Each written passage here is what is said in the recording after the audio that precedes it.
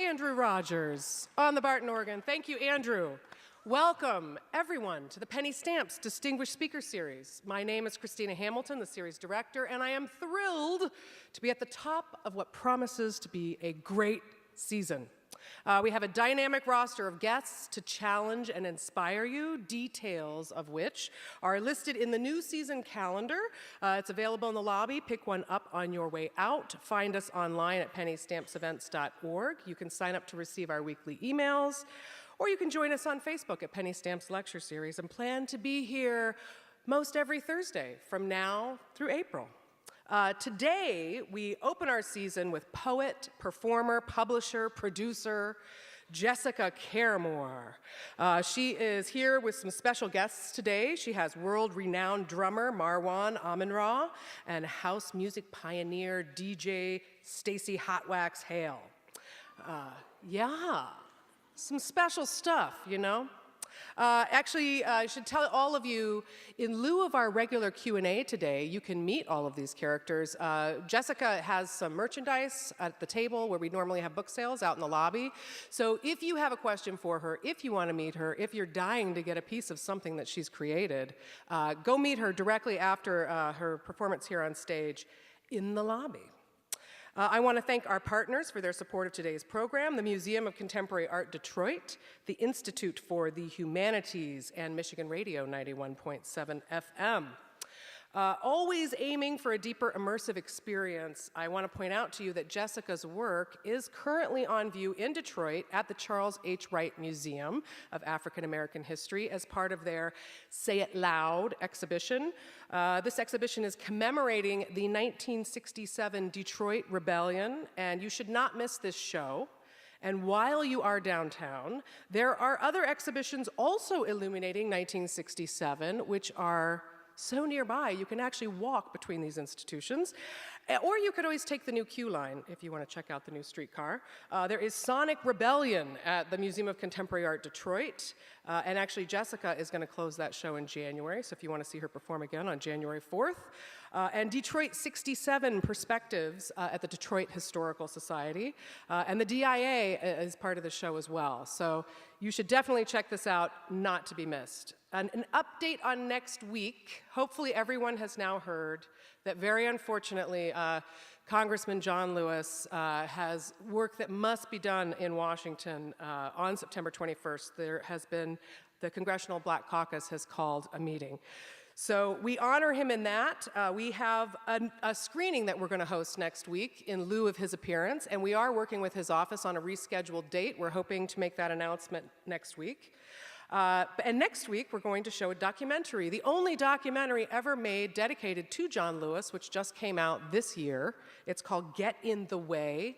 Detroit Public Television is partnering with us on this screening, and it will be here in our regular penny stamp slot next week for free, as always. Being the opening event of the season, I'm going to give you just a few thoughts on the season's theme and its genesis. I don't know how many of you have noticed it. Looking to celebrate unity in the face of division, the title sort of announced itself one day, actually while I was sweeping the floor. I happened on an Indian head penny, and the words e pluribus unum arose. E pluribus unum. This is the Latin for many are one, or one from many. And most of us know this as a traditional motto of the United States, appearing on the Great Seal, our national emblem, on official documents such as money, passports, the seal of the President, the Congress, and the United States Supreme Court. But as for its source, it has actually been utilized across the ages, from Virgil to St. Augustine and beyond. And its earliest identifiable iteration was actually by Cicero as a paraphrase of Pythagoras. He was classifying the basic family and social bonds being the origin of society and states. And he wrote, "The one is made up of all things, and all things issue from the one." A simple, profound statement. And after all, we are each as individuals, one from many. As our DNA denotes all of those who came before us. And just as our society, our country, our whole world is made up of all of us, and we, right now, are making up all that will come after us. So the Penny Stamp Speaker Series is here as a platform for many creators, innovators, visionaries from all corners of the globe, working in all variety of media across all spectrums and specializations. And all of this work that they do is unified in this common effort towards the advancement of humanity through the betterment of our mutual understanding. So E Pluribus Unum as our theme this year is a celebration of that unity. And I hope this season brings each of us a deeper understanding of ourselves and each other, and through that, a sense of our interconnectedness, and that being so interconnected is in fact a wonderful thing. And today we open the season with someone who I think embodies these ideals, a true Renaissance woman who has honed her many voices and vehicles with which to express herself. And we have someone very special here to make her introduction today. For her introduction, I want to welcome, we have a woman who has been the premier of many museums dedicated to the African American history and story in this country. She is currently the president and CEO of the Charles H. Wright Museum of African American History in Detroit. Please welcome Juanita Moore.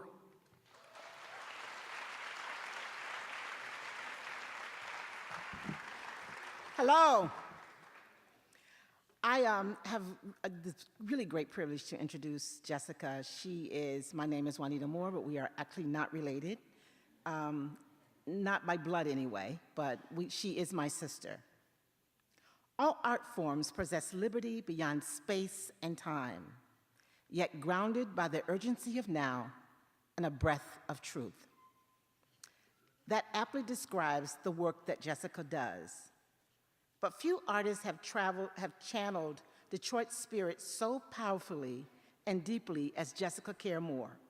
She is an internationally beloved poet, but her heart and work are forever embedded in Detroit.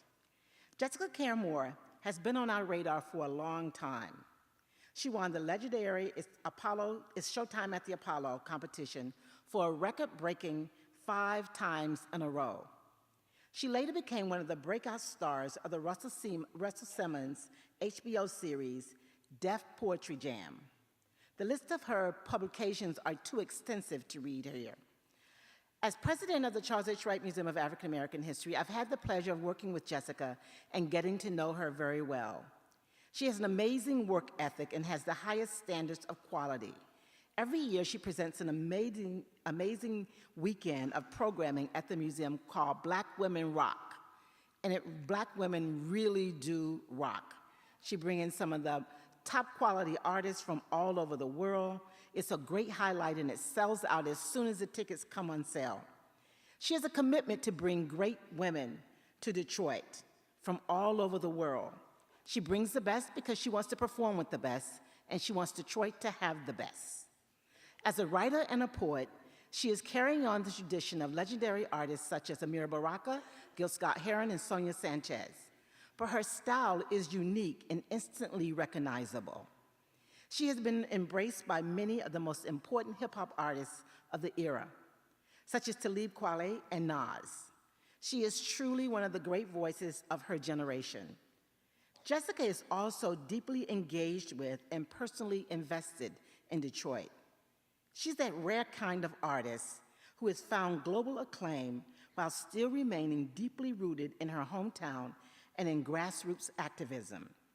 Part of the reason her poetry remains so fresh and relevant is that she is deeply engaged in the struggle to build a strong, equitable Detroit. Her dedication to her community and her mentorship of emerging poets and musicians are without parallel. She is as dedicated to her work with children, returning citizens, men and women and youth in jails and prisons, as she is committed to Detroit. She cares and demonstrates it with her work in communities across this country. Jessica Care Moore is a spoken word artist. She's a hip hop artist. She's a filmmaker. She's a visual artist. She's a musician, a publisher, an activist for social justice and the rights of women, and the most extraordinary human being. But at the top of any list where you're describing Jessica is that she is a phenomenal mother of a king. And I am honored to know her. And I bring to the stage here at the Penny Stamps Distinguished Distinguished Speaker Series, Jessica Care Moore, Mother of King.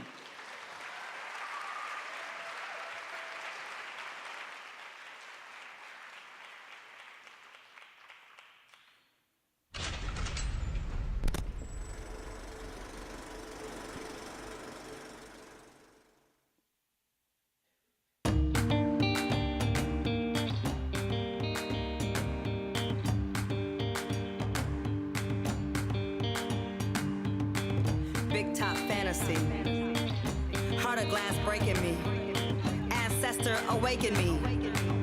I don't see you taking me. Finish line, don't wait for me. You should smile, joy is free. I see the door, I own the key. Open to the promised land, you promised, man. I understand. So why don't God just hold my hand? I know you feel them in my glands. You call me universe, I am. The creator has a master plan. I see a lot up in the fan. Catch me if you can. University of Michigan, penny stamp. The creator has a master plan. How y'all feeling? I see a lot up in the fan. We're gonna have fun. Catch me if you can. For like an hour.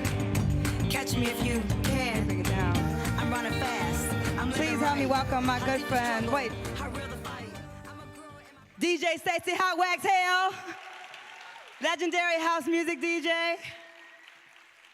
Internationally renowned, traveled all over the world, so humbled to have him with us today. Please welcome Marwan Amun-Ra to the stage on percussion. Want to quickly thank my sister Juanita Moore for that beautiful introduction. I'm like, she wrote something, oh my God! It's important when you're an artist in any city to have institutions that support your work, and the Charles H. Wright has been supporting my work. When I was living in Brooklyn and Harlem, they were supporting my work. And when I came home after 12 years, they continue to support my work in bigger ways. So please just thank Juanita Moore one more time with a round of applause for driving in rush hour traffic to get here, just so she could introduce me. And to Christina Hamilton, like, Christina, thank you so much. She was there when I did my TED Talk with Marion Hayden with the piece, one of the pieces I'm gonna do for you this evening. And so I just would think she's done a lot of work to make this happen. And I appreciate every single one of you for showing up, even the ones that had to, because it's part of your grade. So if you don't know my work, art and design students, that's okay, because now you do. And now you will. I'm gonna start, I started with Catch Me If You Can.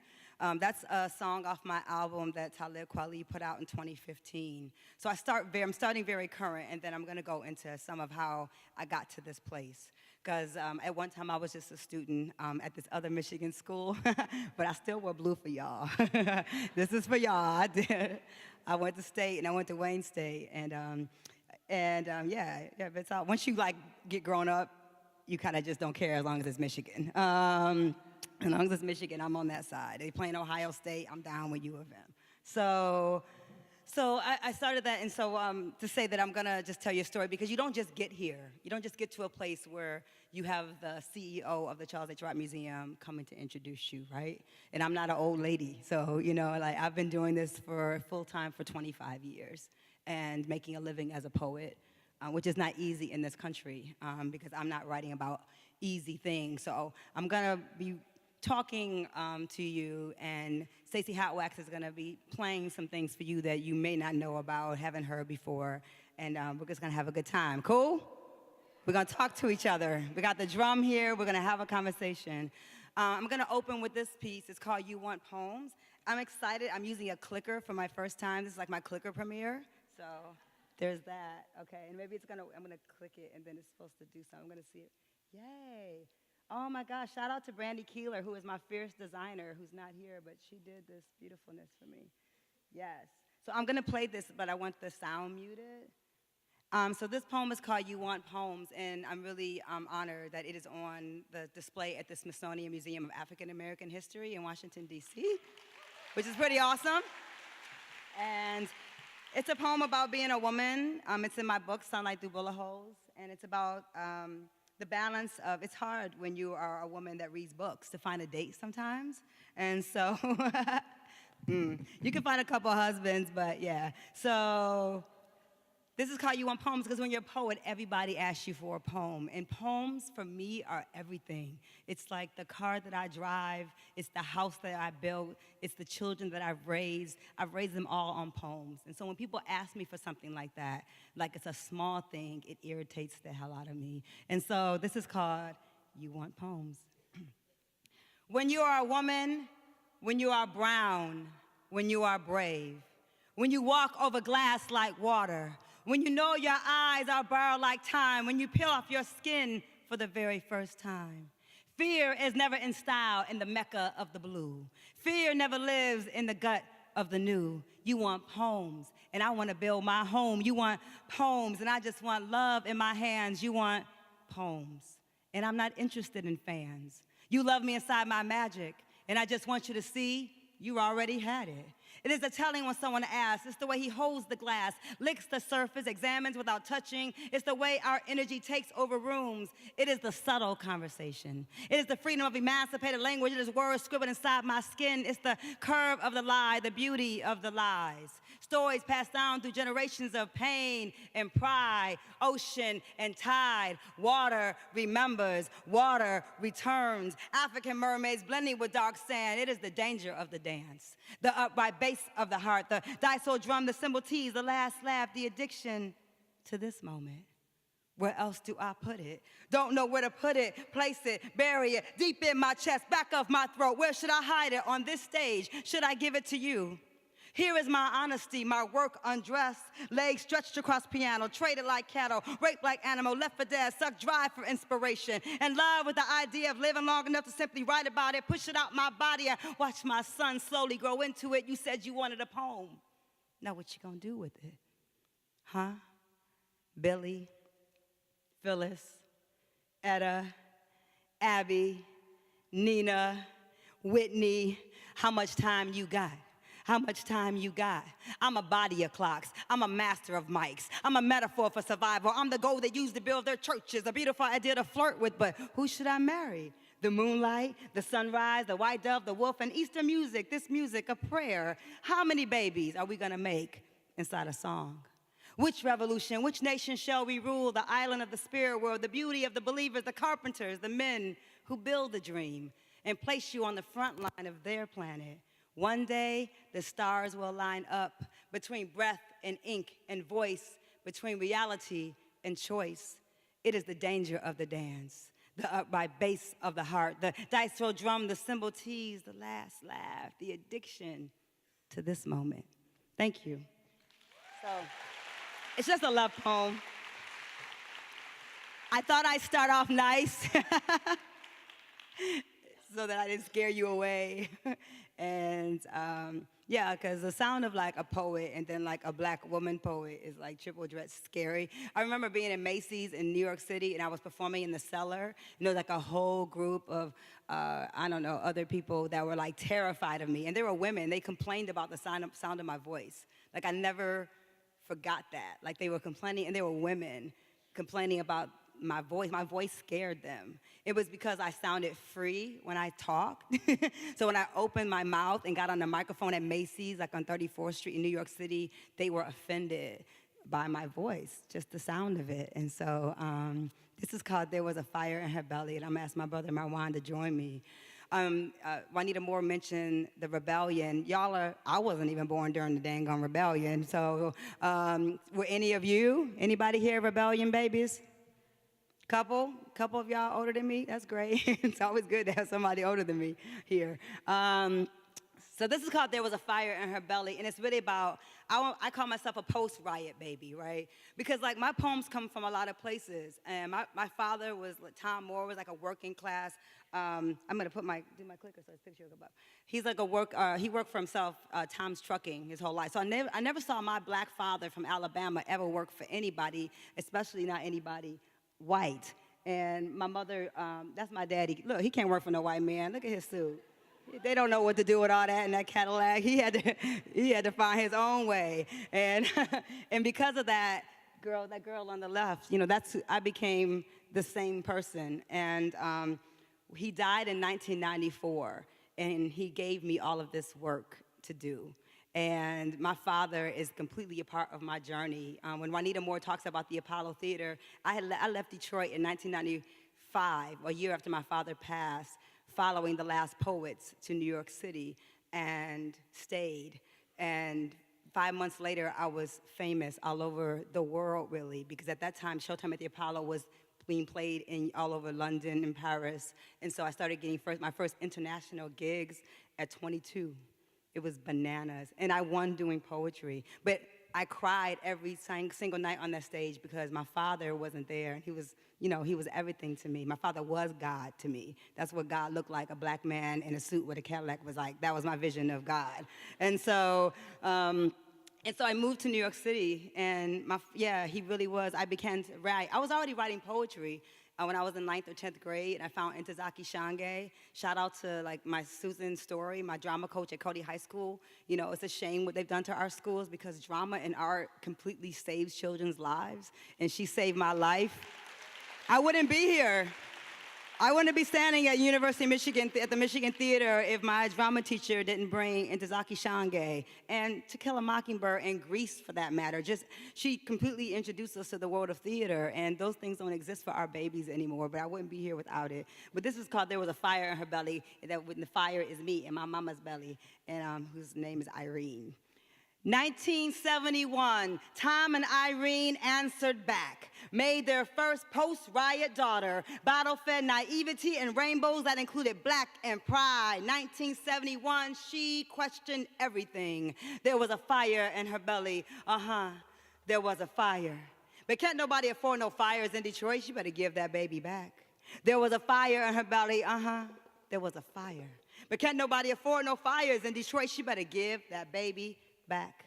I could hear the gunshots mixed with Isaac Hayes. My brothers pretending to know karate, blue, brown belts chopping the wind. I knew I was different early. I used to like to break glass and examine the mirror for hours at a time. I knew I was somebody's secret. I didn't start all them fires. I'm just a little girl. I'm just a little brown girl. I'm just pigtails and poems and waiting. The words just came out that way, twisted, transformed into something new, something I could eat and not choke on. This was my story, and I was gonna tell it. This was my story, and I was gonna tell her whether they wanted me to tell it or not. I was 9 years old when I attempted to write my first novel.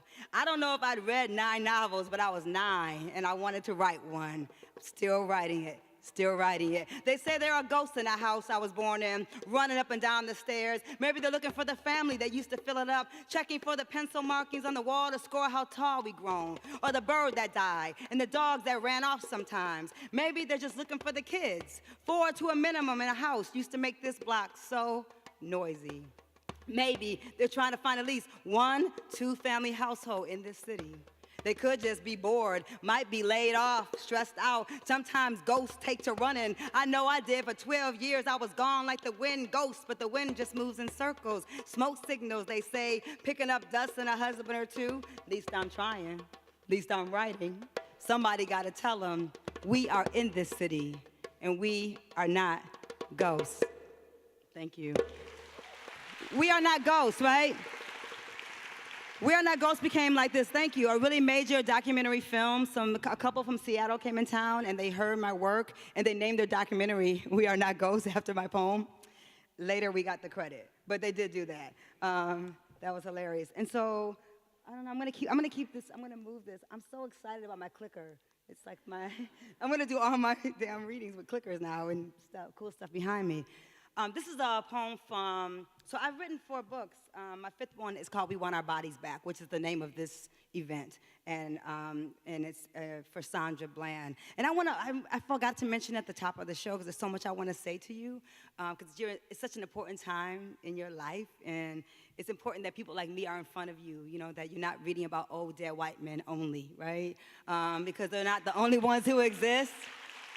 Like, I'm a human being with blood running through my bodies. I'm like 30 minutes away. You can hit me up on email, Instagram, Facebook. It's important that you know that there's contemporary poets and writers who are creating work that is relevant to your life right now. And so, yeah, Princess is a poem I wrote in one of my books. I can't even remember which one it's in. Maybe it's in The Alphabet versus the Ghetto. And it's called Princess, and I was living in Harlem at the time, and the woman was actually in the Bronx, but I put her in Harlem, and she jumped off her project roof. So New York One was doing this story on this woman who jumped off her project roof, committed suicide, and took her children with her. And the way that they were telling the story, it's ridiculous to think about it, but the way the reporter was telling the story, and because I had a journalism background, when I went to college, I thought I was gonna be like this CNN reporter or whatever, and but I didn't want to straighten my hair. So back then it wasn't cool to have natural hair. You know, now that women wear afros and things, back then it was like you had to straighten your hair like a white girl and put the curls in it. And so I was like, why I gotta do that? But whatever, that's another story. So I just gave up on journalism when poems started making me more money, and I could just do it with integrity and not have to ask for permission to what to say. But Princess was about, I didn't like the way the reporter was telling the story. And I was like, well, I feel like she had no empathy. She probably had never walked in that neighborhood in the Bronx. And I wanted to retell her story. So this is a retelling of her story. I don't know her name. This isn't really her story. It's my envisioning of her story. And it's called Princess. Cement and blood and Dairy Queen ice cream licks melt like butter and fold into my batter. I am whipped into resistance with switches and chords. I can't recognize love, can't spell Lord. They name me Princess. I live in the projects. My castle has 25 floors, 400 families. One day I will be the queen. On Monday, I'll get to wear my favorite jeans. On Tuesday, I'll start a revolution. No one will notice, but it will be happening. Bombs, firecrackers, exploding glass, water balloons dropping from my roof. Thousands of little girls like me jump down my chin, climb down my arms, reach for breathable air, then let go. Suddenly, without any warning, in the middle of an average weekday, I will fly to my early death, hanging from brown fingertips, still sweaty from my birth. Mama, no, we would scream, watching as the others escaped, ran to freedom, went to college, gave birth to families. I will become a child martyr, a product of welfare cycles and poison grape flavored water around thin foil tops. I grab my sister's small hands and we fly like mystery angels, 25 floors before hitting the ground, and we are beautiful night owls, and mama won't have to watch us starve no more, and we have won the war on drugs, become destiny's daughters, dance with clouds, drink from the retrograde of Mercury. We gonna be black stars, mama. We gonna be on TV. An appalling scene here in Harlem, a black woman apparently jumps to her death with her 3 small children in her arms. News at 11. I remember how surprised they seemed. Guess it caught them off guard, us deciding our own fate. They didn't get a chance to finish their crack baby experiment. Their faces are red, they're angry because they didn't get to push us or pick which tree this time. How could a mother of 3 kill her own children? How could a mother of 3 kill her own children when she could have left them with a system that doesn't provide adequate health care or equal access to education?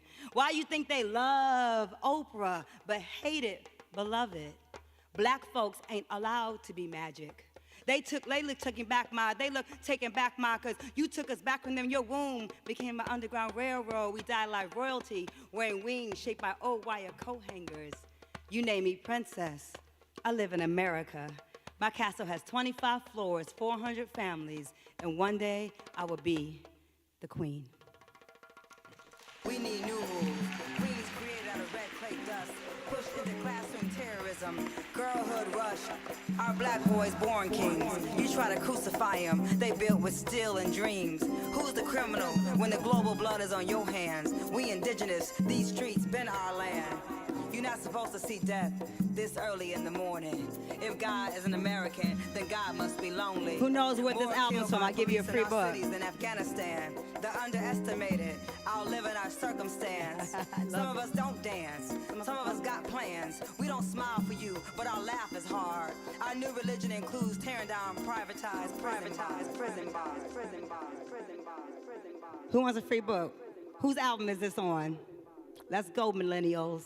Whose album is this on? Wow, isn't that good? Young Jeezy, Church in These Streets. Yeah, ooh, yep. I didn't know who, I had to Google them. There's that. I did. I was like, who wants me to be on this album? And it's important that I say that because we talk a lot about, I'm from the hip hop generation. I came up on like Run DMC and Dougie Fresh and KRS-One and Rakim and all these people, right? And as a poet, Talib Kweli, y'all know who Talib Kweli is? Y'all under some, okay, all right. We above the rocks in Ann Arbor. Talib does mad shows in Ann Arbor, right? And so I think maybe even here.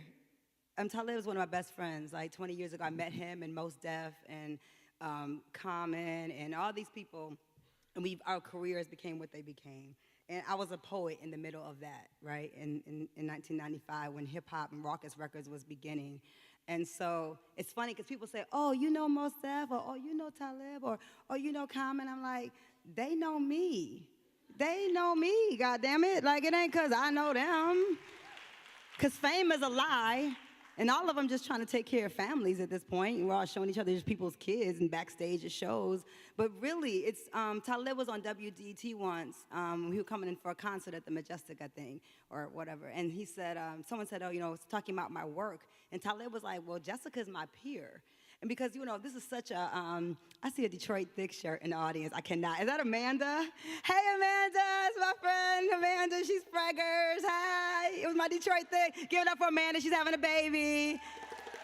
And she's Detroit Thick. Yes, baby.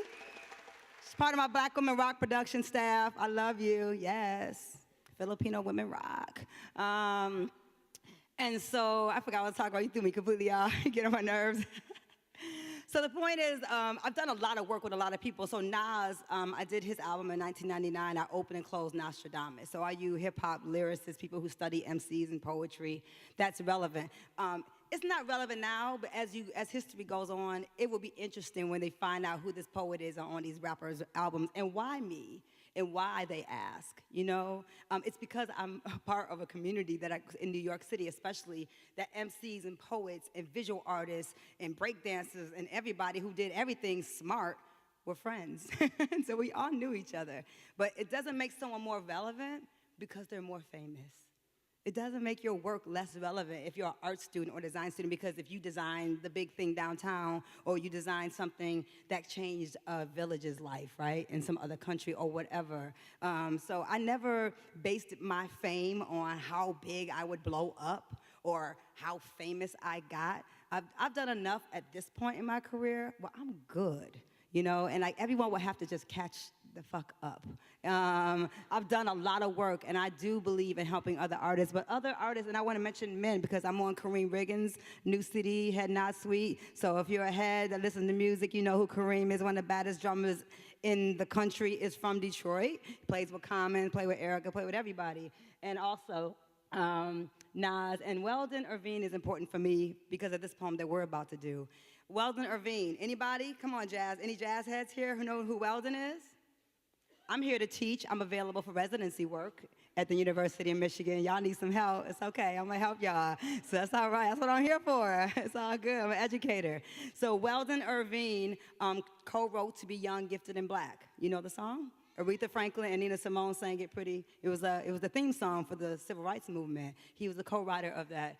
And he was a dear, dear friend of mine and a mentor to Q-Tip and to me and to Mos Def and many other MCs, just a badass musician. And he did an album called Spoken Melodies a long time ago, Weldon and the Poets, because he was on the poetry scene, like literally as a grown man and, with us in Brooklyn.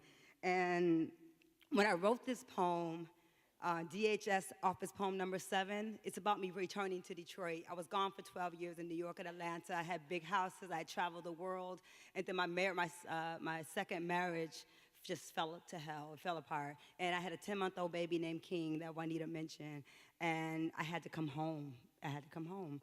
And it's important to be able to come home. What a blessing that I have family I can come home to. I had to come home and figure out how I was going to make a living in Detroit as a poet, which is a joke, because nobody does that here. So I refused to let that be my story. So whatever you want to do, students, whatever art and design, whatever you're studying here, University of Michigan, like don't let anybody tell you what the fuck you can't do. I'm going to stop saying the F-bomb, but just don't let anybody stop you from telling you what the fuck you can do, because you can do whatever the fuck you feel like doing. And you can imagine yourself. Like, I imagine my life. It's unimaginable for most people. Like I came home and I didn't have no job. I was gone 12 years, and I went and got a loft, a spot at the Lofts in Merchant Road downtown. That is ridiculous how much it costs right now. But even 10 years ago, it was high. And for a person who didn't have a job, my brothers were like, well, go get a job. I'm like, doing what? I'm a poet. What do poets do here? Starve? Okay, thank you. They don't do poetry, not for a living, or they teach. which is like, I'm straight. Like, I want to come do a residency, but then I want to leave when the residency's over. I'm straight. I'm not old enough anyway. Like, when I'm like, got gray locks, I'll come and be on campus with you guys. But really, really, really, like, I didn't know anything else. And all I knew is that my daddy was gonna guide me, the ancestors helped me, and I knew somebody was gonna remember that I wrote poems that mattered. And I was on my ass, literally, with not a lot of money, and I went and got this loft downtown. And when I got the loft, I got a call for Susan Taylor from Essence Magazine called me to do something for Hurricane Katrina.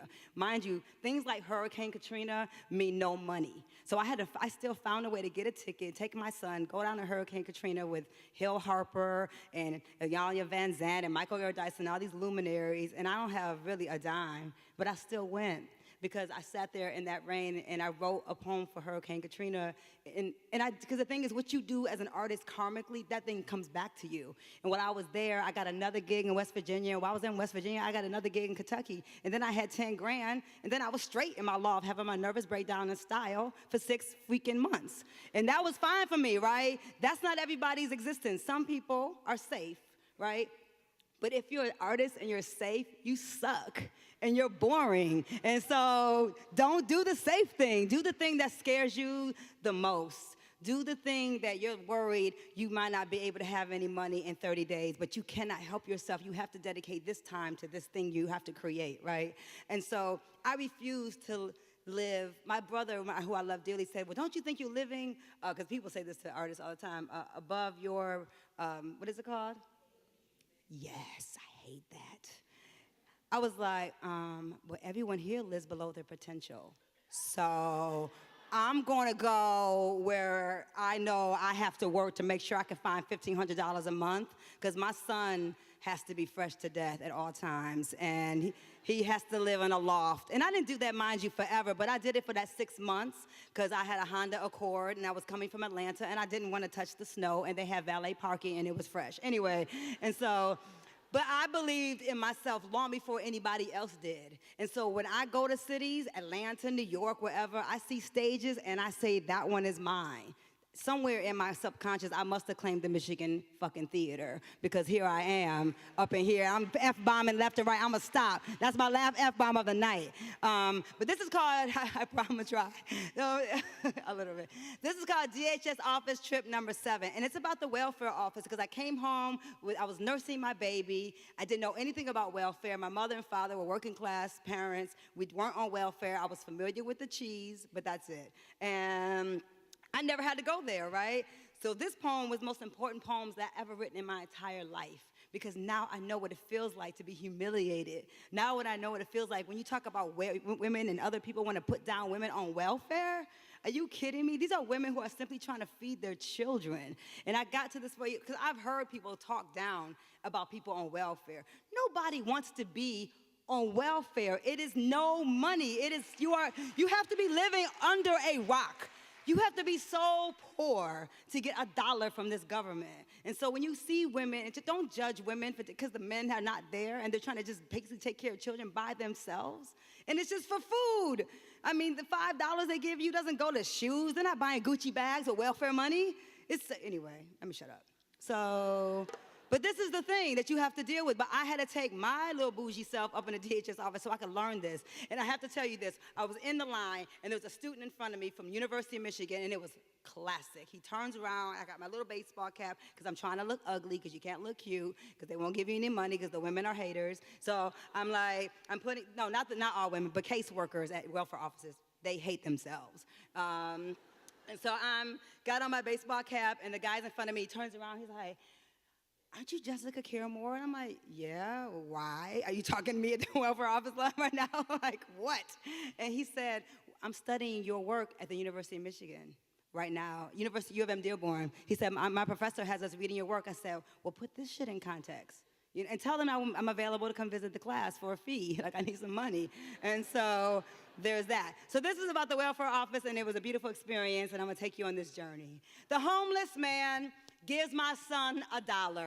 I am hiding, hoping to not look like I'm doing well. Doing well doesn't go with the chairs in this office. I'm thankful and embarrassed. The same day I was booked for a show in Paris, asked to be in a film being shot in Harlem in the summer, and booked for a keynote at another college, my son's health insurance was canceled by the state. And the daycare said I owe them $3,000 and I have to pay her so my son can register for the new year.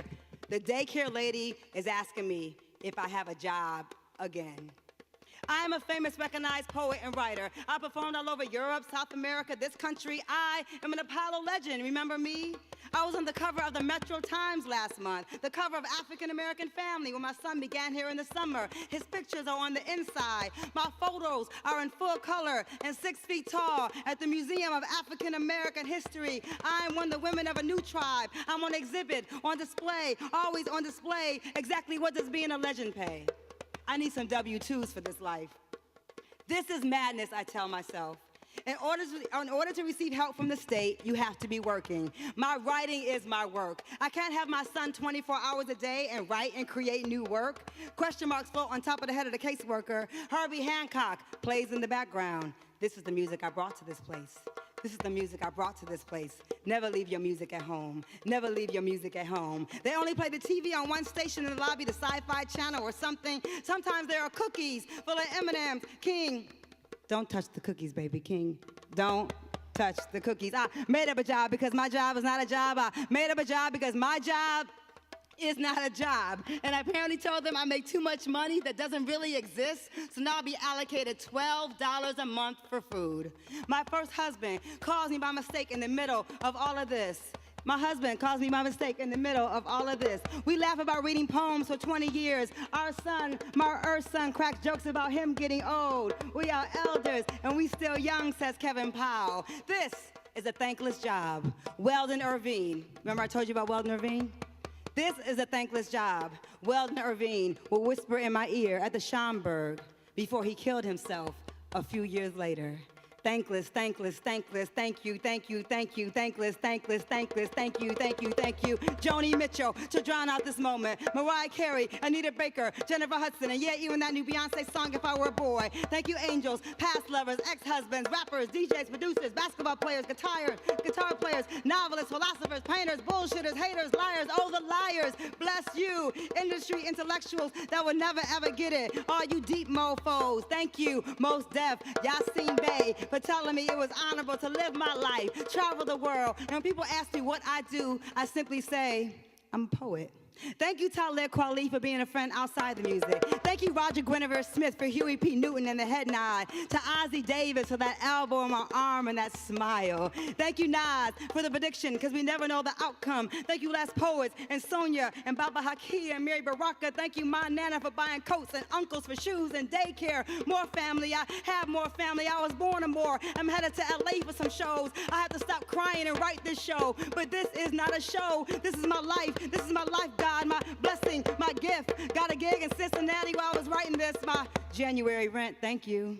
Daddy, God, past lovers, present lover. Got your text, baby, I'm okay. Thankless, thankless, Thanksgiving. No, thank you, said the abused turkeys. No, thank you for your slaughter in the name of giving, in the name of family, poems. This is what I had to give. I'm eating poems today. I'm thankful, I'm humiliated, I'm embarrassed, I'm surviving. I'm thankful, I'm humiliated, I'm embarrassed, I'm surviving. Odetta just died, Lucille Clifton just died, Jane Cortez just died, Gil Scott Heron just died, Dick Gregory just died. You can't stop me, no, you can't stop me, no. This is my job, damn it. This is my job, you know. I'm a mother, give me my check. I'm a mother, give me my check. Amen, amen, amen, amen. A woman, a poet. Thank you, thank you, thank you, thank you. I'm hiding all the turkeys in the backyard next year. That's how all of y'all gonna give thanks. Somebody gotta die for you to be thankful. I miss you, Yale, Richard Pryor, Tom Moore, Marion McKeeba, Sekou Sundiata, Weldon Irvine, Joseph, Rosa Parks. You can't find them. You can't find me. You can't find them. You can't find me. We are busy writing. We're busy confusing your paperwork with real life. My internet with real life. My lover says he talks to me in real life. The internet is an illusion, but people are addicted to illusions, though. Thankless, thankless world. Not me, not me, not me, not me, not me, not me, not me, not me, not me, not me, not me, not me, not me, not me, not me, not me, not me.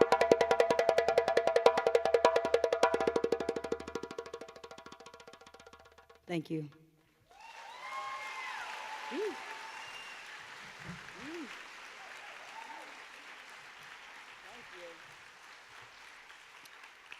We're good. I'm talking a lot. I'm sorry, but I have to talk to you because I have to.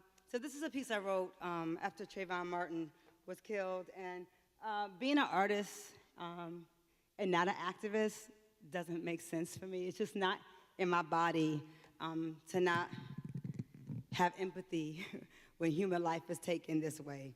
And that's for children all over the globe.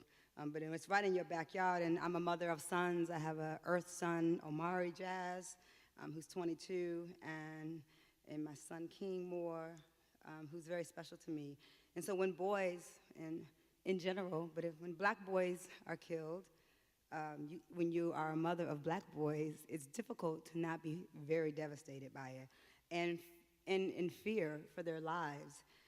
So this is a poem that I wrote called There Has to Be a Safe Place for Boys. And I wrote it for Trayvon Martin and for his mother. There has to be a safe place for boys.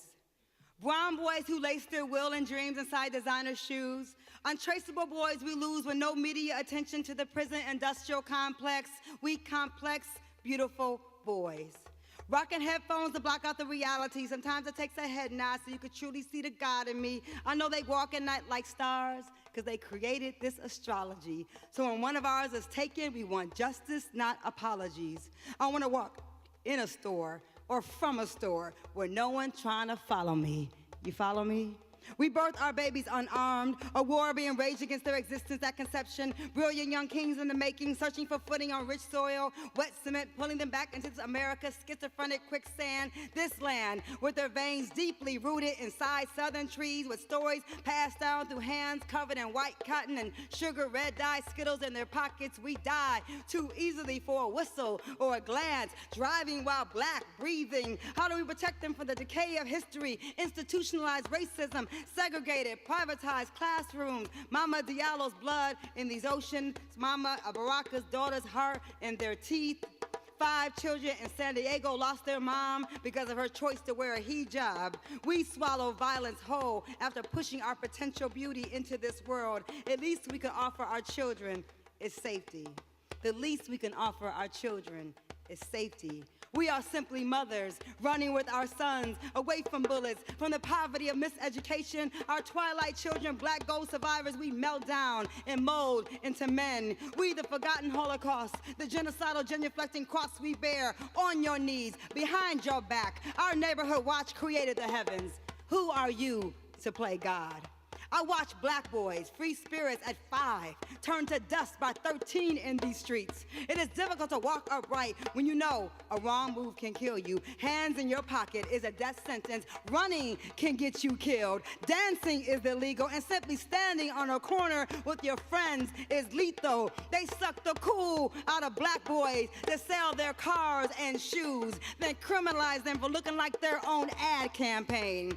Our brother in a hoodie or saggy jeans has never treated me any worse than a suit and tie noose. Trayvon Martin is all of our sons. Hoodie up, and this means my white family too. Because if you don't make black boys your children too, then something is wrong with you. They are your children too. The weight of this does not belong to me and black women. As much as we carry it, it is also your job to protect our children. In this country, it is your job to protect our children too. Because I would protect yours if a bullet was coming to any child, black, white, I don't care where they're from. Children, if you don't fight for children not dying in these streets, this country is going all the way to hell, and we're already on our way with this president that we're dealing with, right? So it's up to us to show our children, all of them, that there are other people on the planet to balance the madness out. Trayvon Martin is all of our sons. Hoodie up and jeans low. Oh, goon spirit, sometimes misdirected, angry when one has this country and reported the gun in the right direction. The war against our sons and daughters is unspoken, yet always present. The tanks are invisible here. Sometimes violence is in the water. It becomes a part of our lives. What we drink, we the children of movements. We were not meant to be still. We extensions of the earth. We the future fathers of time. We the ones they couldn't kill. We the chosen, the excellent athlete, the power suit, the fear, the pilot, the educators, our boys, targeted while attempting to outlive their circumstances, to walk in a place that detached legs from trees that bore strange fruit and gave birth to blues. Are we to push them back up into our wombs to save them from a life of inhumanity? Where is the Sonia Sanchez haiku vision of peace? We raise our daughters and pray our sons just make it home from school. Sanford, Ramallah, Joy Road, Brooklyn, Detroit, Chicago. I see Trayvon in my son's face every morning. Sabrina Fulton is still mourning. There has to be a city, a planet, a neighborhood, a block, a village, a farm, a solar system, a safe place for boys, a safe place for girls. Born with Maasai lean legs, deep brown eyes, Cherokee cheekbones. The son, our president, my president, never had another displaced flag in his 17-year-old body by a stranger, claiming a discovery, a victory over something you can never discover or win when your peace is loaded in your peace. The beautiful, intangible geography of a black boy's life is difficult to navigate in the narrow, slanted view of American racism. Trayvon Martin refusing to run, and the aftershock of a post-racial lie. We will stand our ground. We will shake the earth like Shango. Awaken mothers who haven't slept since the 1400s in this country anyway. We will align ourselves with humanity. You can't keep killing us randomly in the name of Malcolm, Martin, Emmett, Betty, Coretta, Harriet, Murley, mothers. Trayvon Martin will pilot the change. Trayvon soaring beyond his 17-year-old years. Trayvon is the defiant wind passing through. We must relocate our leaders inside 5-year-old warriors, hide pens and truth inside pigtails, so the struggle is always made new. Thank you. Thank you, Marwan. Amara.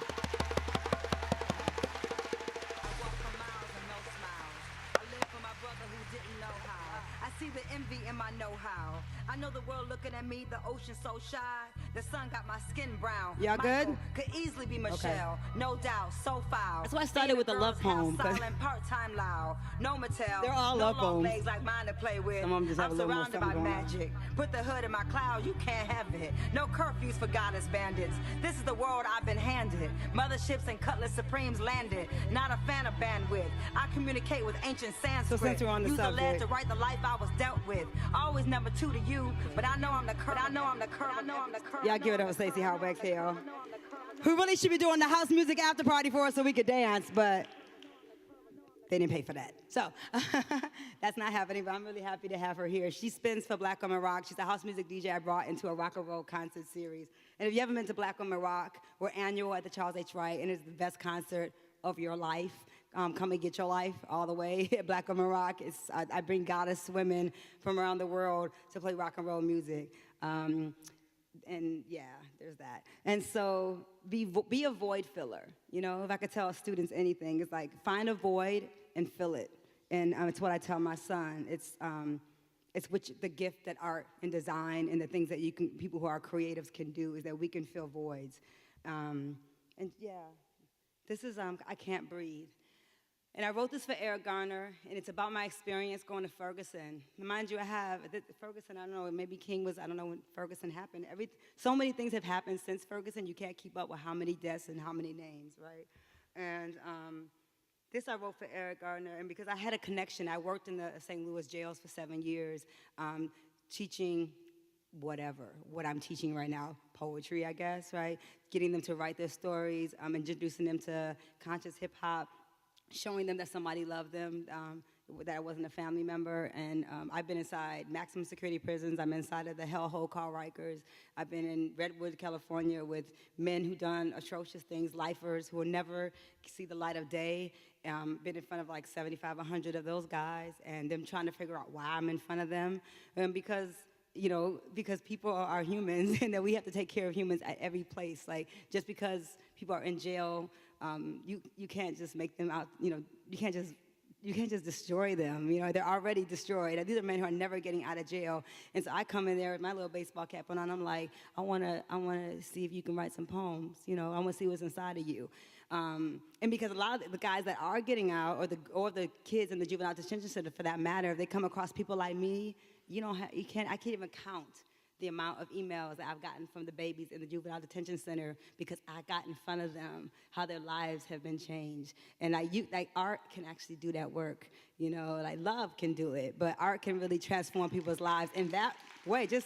I'm just the poetry teacher, you know, but it makes a difference. And so if artists are not going into jails and prisons or in schools, then they ain't shit, and don't buy their records and don't support their books. Because we shouldn't support artists that don't care about people. I asked my students at Western International, I'm doing a residency there, I'm a dream director, and I said, well, who's one of your favorite artists? And I think one of them said Drake. I said, Drake. I said, why? Because he's cute? And she just looked at me. I said, well, it's okay if you like him because he's cute, but what has he done for your community? And silence. So, I mean, my whole thing is like, you know, you can love a mainstream artist that does nothing for your community, but if you're doing that, you're not helping artists like people like me who actually care about you and care about the community, and I'm creating culture to build culture, to like balance out the energy that is on the planet that's not right, that's, you know, fighting against something called DACA, like, you know, that's like trying to get rid of children who are born in this country. Like that energy, if you don't have people like me on the ground, this is the kind of artist you need to support, is what I'm saying. And those knuckleheads just want your money. I don't care about your money. I don't even need it. You know, you should buy my books. But if you don't, somebody else will. You know, I'm blessed. You know, I'm good. But you support independent artists and people who care about the community. And this is for Eric Garner and his family, and it's about me in Ferguson with my friend Talib Kweli and my sister Rosa Clemente. I'm in Detroit, and I can't breathe. The air is being sucked out of the city, the poor don't have water, and everything new Detroit means no niggas. I can't breathe. There is a smoking gun down my throat with promises of a post-racial America. I can't swallow the chamber. It is stuck in 1967, and it keeps reloading after it pierces the bodies of our unarmed babies. I can't breathe because I'm being rushed on a sidewalk in the middle of a peaceful protest by a militarized police force in Missouri. They are yelling, I got one, I got one. I am half running, distraught, searching for Talib's hand. Rosa is a few steps ahead. The air is thick and ugly and dense, and I can't breathe, because now I'm being forced to lay face down on the cement in Ferguson with the AR-15 pointed at my back. A long brown teenage boy is shaking in Rosa's laps. A young thick girl stands up anyway. I pull her back down and say, please wait. In Atlanta, a beautiful young activist tells me she is arrested at 6 p.m. and is driven around by officers till 2 a.m. before they finally book her with no explanation. We know who you are, they say, hoping to replace her breath with fear. And now she doesn't know how to tell her story of being kidnapped. She can't breathe. Who can push out fresh air in this country anymore? The rich, the corporations? We should all be choking to death from Fox News and processed foods, white supremacy, and what the hell is going on at that point with Don Lemon. He needs to hit the weed, only he could smell, obviously, through that digital screen. My 19-year-old son calls me after hearing I'm in Ferguson to say, can you please go home? And he hasn't lived with me in years, so I'm trying to figure out this geographic location of this place, home, the place we should feel the safest. And I'm wondering where all this rage has been, and I'm confused because when you acknowledge race, you're called the racist. Mississippi, goddamn, Missouri feel hot as you. On Canfield, this young man smiles his gold at me. Beautiful and bright and bravado. You from Detroit, you a poet. I saw you on the news. This is the place where Mike Brown's blood turned to roses. The stem legs of our boys long and racing and always swimming toward the sun. Easily tripped up, life interrupted. The ones who don't love you are armed. As much as we claim this is our land, the world minority is running this country. Our sweat, our women, our mothers, we birthed this nation, built this nation, built it on free labor and death with no reparations ray in sight. Insight, I need more insight on what this has to do with genocide.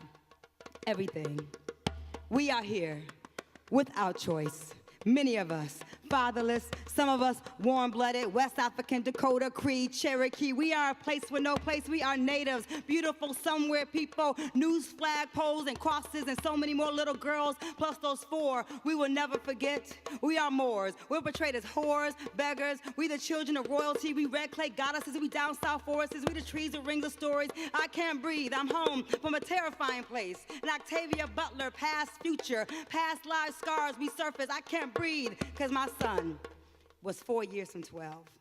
And the park is his planet. where he plays freely, and he knows a seed leads to flowers if you plant it. He loves Bob Marley, Faith Ringgold, and Frida Kahlo. Walks with his head up and doesn't follow. Recites Baraka and sings the blues. He thinks wearing a belt is cool. He is simply a black boy with an imagination built on nations of poems and a mom that says, don't fuck with me. Cable is a winter luxury, so we don't get our information from the idiot box. Still, I've already had to teach my son how to act when we're pulled over by cops.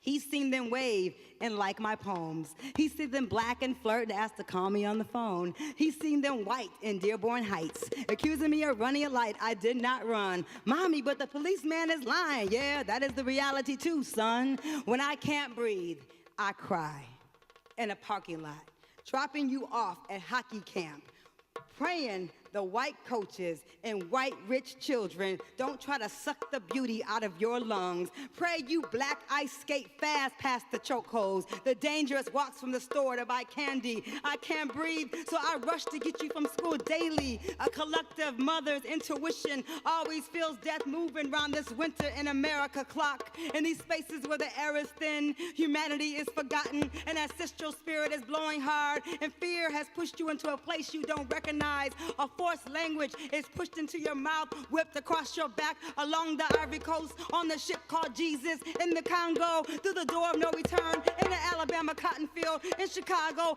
in Cleveland, in Staten Island. When you look the world in its face after attempts to hijack your spirit, take your breath loosely for a Lucy. I will inhale God and blow my last wind into your body. Your exhale be the Holy Ghost for this land. I can't breathe. I can't breathe. I can't breathe. I can't breathe. I can't breathe. I can't breathe. I can't breathe. I can't breathe. I can't breathe. I can't breathe. I can't breathe. I can't breathe. I can't breathe. Deep breath, deep breath, deep breath. Deep breath, deep breath, deep breath. Deep breath, deep breath, deep breath. Deep breath, deep breath, deep breath. Deep breath, deep breath, deep breath. Deep breath, deep breath. I've been needing breaks for myself. Deep breath, deep breath, deep breath. Don't go anywhere, my one. Deep breath, deep breath. Deep breath, deep breath, deep breath. Deep breath, deep breath, deep breath. Deep breath, deep breath, deep breath. Deep breath. Anybody from Detroit? Yes, Detroit here? They let y'all in Ann Arbor? We jaywalked earlier just to see. Okay. We're like, let's jaywalk, see if we get in trouble. Anyway, I'm doing this piece is for Christina because she saw me at TED. And it's not a poem I would have normally done, but I'm doing it also for my students in Detroit public schools who struggle with just a ride to school. And a lot of them can't go, like, you have no idea how privileged you are, first of all, to be college students. It's very privileged. I was very privileged and didn't know how privileged I was to be a college student, but it's a privileged existence. Some students are absolutely being set up for workforce. Like, that is all. They're not set up to go get PhDs, become engineers, like, dream your biggest dream. That's not it. Like, they are being set up to fail. And even some of the students that are in the schools that are honor students, I know, because I went to state, they're going to end up in them freshman classes with 300 other students, natural science 101, and they're going to be lost. And you're being set up to fail when you get to these places. And so this was for those students, you know. And this is called We Were Born Moving. It's a story about the migration of people like, my daddy was one of the few people I know. I don't know, you came from a family of drummers. My daddy didn't work for the big three, right? He didn't make cars. But lots of people did. They came from the South to build these cars. And so when I was asked by TED and Ford Motor Company to write a piece about movement, about the future of mobility, this is what came out. And yeah, I think it's a self-explanatory, but it's a celebratory piece. I'm very proud of the city I'm from, and I'm very concerned about what's happening to it. I'm very concerned. And, you know, people say gentrification all the time, but, you know, okay. You say it so much, people don't even hear it anymore. They're like, oh, they're just complaining. But it's a real thing, you know, because I came from a blue-collar working family on the west side of Detroit with my, at the last 4 of my father's children in a house, and people just trying to, like, you know, take their kids to good schools and have parks and the typical things you want when you're a parent. And I'm watching where I live, right in Corktown. I live in the middle of gentrification and colonization. Like, we get our streets paved so much, like, it's ridiculous. Like, white people need, like, their streets paved, like, all the fucking time, apparently. And so we are always under construction with some new set of, I was like, how much paving do we need over here? Like, lots of paving. We have, now we're getting our bike lanes. And, I'm vegetarian, right? I lived in New York. I ride a bike. Like, I like the amenities of somewhere I can walk to get some Wi-Fi. I'm there. I'm with you. But when Joy Road gets some Wi-Fi, you know what I'm saying, then I'll be a little more impressed with what's happening with the revitalization of Detroit. And I have issues with the renaming of our streets, and no longer Mexican Village is no longer good enough. You want to call it Springwell. Bye. Could you please leave, whoever the people are that are doing this madness? But it's not gentrification, it's colonization. And there's a history of colonization of poor people's communities in this country. And gotta call it what it is, right? Because gentrification sounds like, because every time I talk about gentrification, the people who are outside that argument just get called, they're just mad because they can't, and I can afford to live down there, but I'm no longer, I'm not warm and fuzzy about it anymore. I'm looking at a house on the west side now because I want to get the hell up out of it. Like, I'm living in this bubble. It's a bubble. It's not real. Detroit is about working class people who are trying to send their families and their children to a school in the neighborhood they can walk to safely. That's Detroit I grew up on. I walked to Cody. I was in a safe neighborhood. Joy Road was safe. I was a little girl. I could walk. And I played every varsity sport. I was at school late, so I walked home sometimes, and my mom and dad couldn't get me. It was safe to walk. And there were stores on Joy Road. And so it bothers me that we have, I don't care about new stuff coming. I drink coffee, whatever. I don't mind that. But if you're not balancing it with neighborhoods, if you're not about neighborhoods, then that 84% of the black people you act like don't exist anymore, really, you think another rebellion won't go down in this country? You think it won't happen in Detroit? Keep doing it. Keep segregating yourselves. Segregation is not new. It's not sexy. It's not millennial. It's whack. You look crazy. What the fuck are all these white people doing in downtown Detroit? Where are the black people? Where are the black people? On Cass Corridor, I'm trying to figure out what the fuck they did with all the homeless. Where are my heroin addicts? Where are my homeless people? Where are my crackheads? Where are they? I want to talk to them. I want to share stories with them. I want to give them freaking pizza. Me and my son had a pizza from Jolly Pumpkin that had nasty pork on it by accident. So we're like, you know what? Let's not throw it away. Let's give it away. We drove up and down Cass Corridor that they call Midtown trying to find a person to give some food to and couldn't find anybody. Just 4 years ago, there are people all over Petersboro, all over Cass. They living outside. Where are the people? What they do with them? I'm so serious. What do you do? Did they just take a shovel and push them on some alley? Did they give them a bus ticket and send them to Cali? What they do with them? And this is what colonization does. People disappear. People disappear. And I ain't crazy. I'm telling you the truth. We can't find a homeless person to get something to eat. And all the beggars are white now. How that happen? Why are the white people begging for money now? I'm tripped out. With gentrification comes the change of people who are panhandling. I'm like, for real? Like, you came from Seattle to beg for money? I'm trying to figure this shit out. It's very strange. But anyway, gentrification, it sucks. If you're not saying anything about it and you're just drinking your latte and walking your dog, and you're a part of the problem too. So you have to raise hell about it. It's okay to have a coffee house in your neighborhood, but I integrate places all the time. I get all my black friends and say, hey, let's go to Great Lakes today. Let's go to this coffee house. Let's not let them think they could just be in Detroit and not see black people anymore. No, my white neighbors want to see black people. No, my white neighbor, Kyle's gonna kill me. My white neighbor came up to me and was like, Jessica, I moved to Detroit and all I see is white people. Like, this is a tall white boy looking at me. I'm like, Kyle, do you know that you're white? He's like, but I didn't come here to be around me. I came here around to be about Detroit. And I was like, well, he is. He just got a house on the west side. So, yeah. But we need more on the west side. And so shout out to Vegan Soul on Grand River. There's things that are happening in the neighborhoods, and there is black ownership in the neighborhoods, but they don't show that. When I remember some TV cameras came in years ago from the NBC, and they wanted to interview artists in the city, and Invincible, y'all know Invincible? You should know she went to Invincible. They went to Pioneer High School. So Invincible, they wanted to interview Invincible, and Invincible was suggesting other people. So she gave, she uses the they pronoun. They gave my name and other people's names, and and they said, the news people said, no, we don't want black artists. We don't want them. And they were like, really? You don't want black artists? No, we want to talk to white artists and see what's it like to be a white artist in Detroit. They had no interest in our voices. And so that's what happened. So anyway, this has nothing to do with my poem. So I'm gonna do my poem. It's called We Were Born Moving, and it's about the movement of our people in cars. We were 1 in 5 million migrating toward the north to find work, opportunity.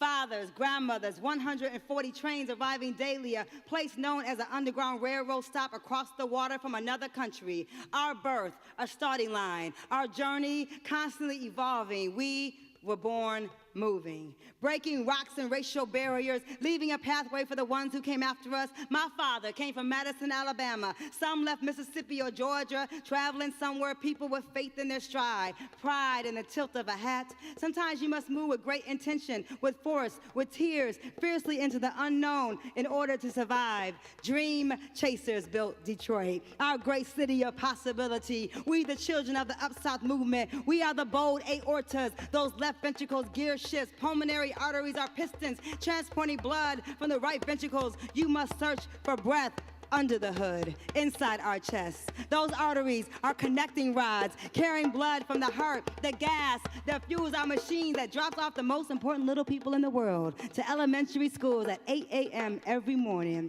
Imagine the body of a car as the body of a people, painted with thousands of extraordinary colors, mufflers as lungs, pushing in and breathing out the beauty of innovation, the complexity of history, the necessity of technology, and the simplicity of that road trip you simply keep dreaming about. Our bones, an assembly line of interchangeable parts. Our legs fought against segregation. Our arms reached for jobs at Ford Motor Company in 1919, a metropolis of ideas. Our minds, the workstations of the future. How we get there and who we bring along for the ride will be the marker of how history defines us. Everyone can't fit in the passenger seat. Some of our families are larger than a sport utility vehicle. Our aunties need a ride to work. We've adopted a few children who must stand in the cold to take the bus or walk to school. In the cold winters of America, humanity is not just oil. It is blood. It is the Amazon thrust of traveling stories, speeding at 200 revolutions per minute. We, the economy of black gold survivors, a highway of stars shine bright as our rims. An expressway motor city of tomorrow could include making room for bike lanes and carpools and express trains that can get citizens across our glove with ease. We are the hope and the heartbreak, a fast car with no brakes. We are the old school Cutlass, the Cadillac, the Focus. We're the prom date and the first kiss. We are our ancestors' wildest wish. We were born moving. Mobility is the ability of Aretha to reach that soul note, and Smokey to rearrange our tears, to know our city was built on love, and Project Window Wondermen and Supreme Women, the Holy Ghost of Alice Coltrane's heart, the power of Mary Hayden's hands flying down her bass. Follow that sound on your favorite satellite station. Move closer to what really matters to you when you pull out your driveway in the morning. Press down on the pedal. Press down on the pedal. Put the top down. Expand your ideas past 7 Mile. Put the joy back in Joy Road, my Detroit block that included libraries and schools and walking distance. Our global city created the first highway. There's no reason we can't create a safer way for our families to drive on top of them. Who else to design the transportation of the future than the most resilient working people on the planet? I am a Detroit lion on Linwood, a rebellious tiger on Tireman, a Stanley Cup carrying Red Wing on Rutherford, a Detroit Piston constantly putting up new nets around forgotten white backboards and orange squares. Rebellious cities have never had it easy. Innovative highways aren't always paved in gold, but that thin strip of M8 we call the Davison is a conduit to every future highway in this nation, and so is assembly line steel and wheel of our rides. Detroiters have always kept this country moving.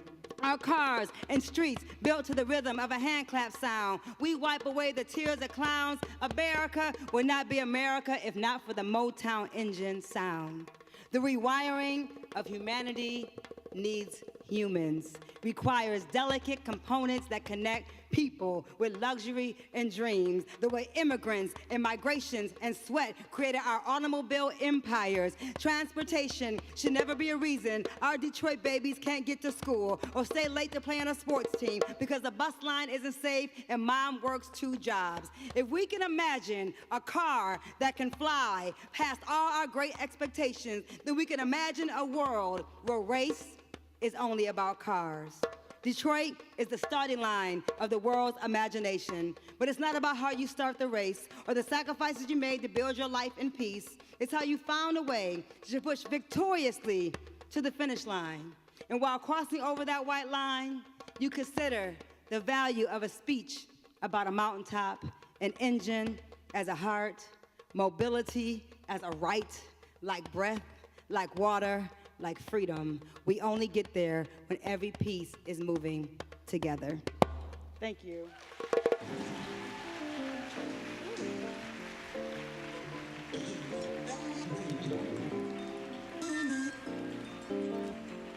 We the infatuated undertow. What time is it? Curve, How am I doing?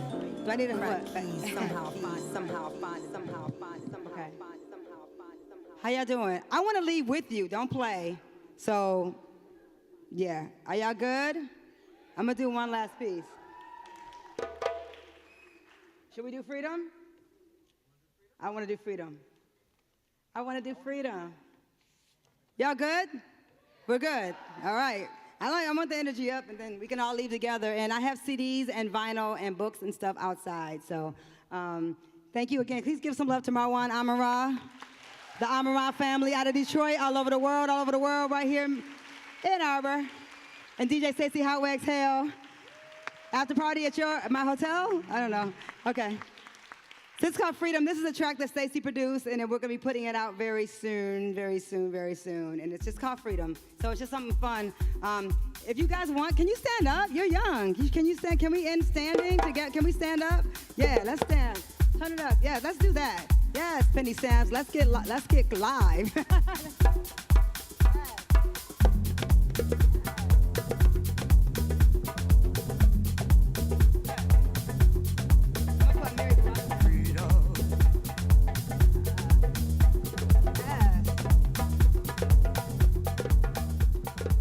Freedom is not what you wear or who you know. Freedom is not loud or pretentious. Freedom is kissing the break of dawn, your spirit touching the corner of a heart. Freedom is found in the lines of a poem, a hand replacing your soul, a believer, finding your tribe, telling your story, writing breath. Freedom is laughing despite the pain. Freedom is drinking rain. The wolf, the eagle, the panther, the wind, the student, the teacher, the hallucinators, the leaders, the followers, the dance floor, the new news, the truth tellers, the anointed, the dreamers, the hallucinators, the time stoppers. Freedom is believing in magic and first times and rebirths and revolution. Freedom is knowing your name, telling them how to say it. Freedom is the needle against the wax, the spin of the record, the sum of all your fears, subtracted from your children's lives. Freedom is the beauty of tears. It's how we measure our life work, how we measure our life work, how we explore possibility, take risks, and live an unimaginable life. Freedom is never allowing them to tell you what you can't do. Freedom is never allowing them to tell you what you can't do. Freedom is releasing fear. Freedom is a kiss in a crowded airport, a long hug on a dark dance floor, holding his hand, holding her hand when everyone's watching. Freedom is loving out loud. Freedom is a light, the gold, waiting at the finish line. Freedom is the other side of the end of the night. Freedom is horseback riding through the ghetto, sleeping in on Monday morning, telling your boss you are no longer available. Telling your boss you are no longer available. Refusing to wear the mask or sing on key or sacrifice yourself to serve. Freedom is never blocking the sun or your blessing, cleaning your dream catchers on your Detroit West Side porch.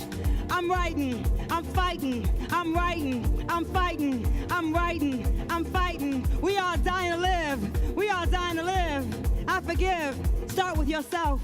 You can't keep pushing silence out of your womb. Birth is noisy, messy, a spirit awakening, crossing over. The way touching you makes my body numb for a few seconds before the blood rushes back in and the poem begins.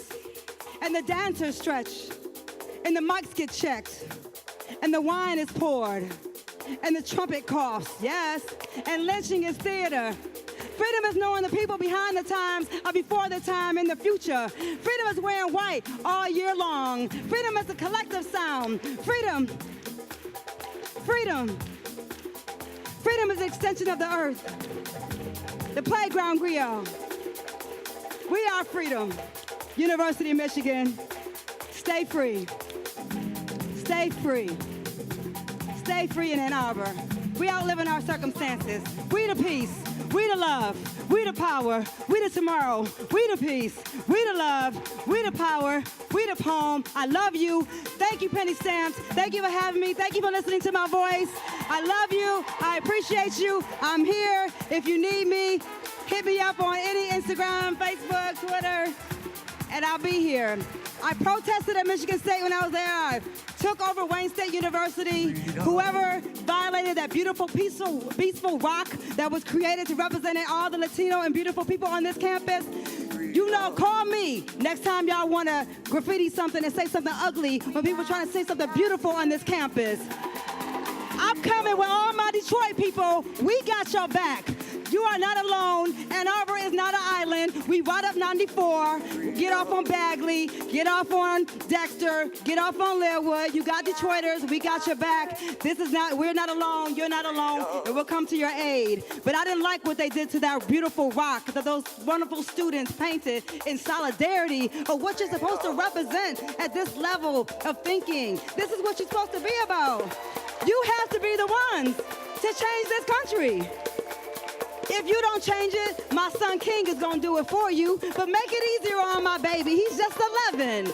Make it right so when his time to vote comes, you've already got this devil out of office, and we got something new to revamp our country and bring it back to what it was. I love you. I appreciate you. Make art that matters. Don't follow money. Fuck money. Make art. Make love. I love you. Thank you.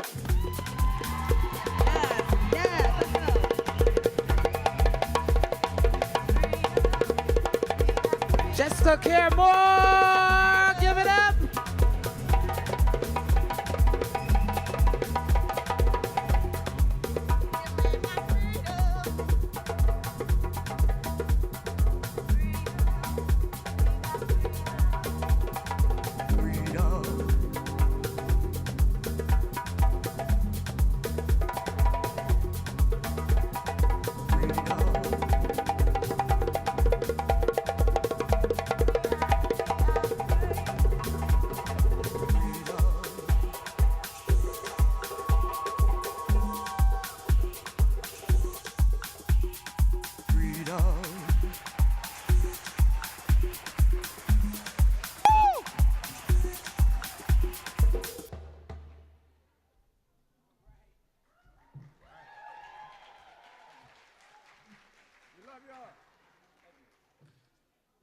To be continued.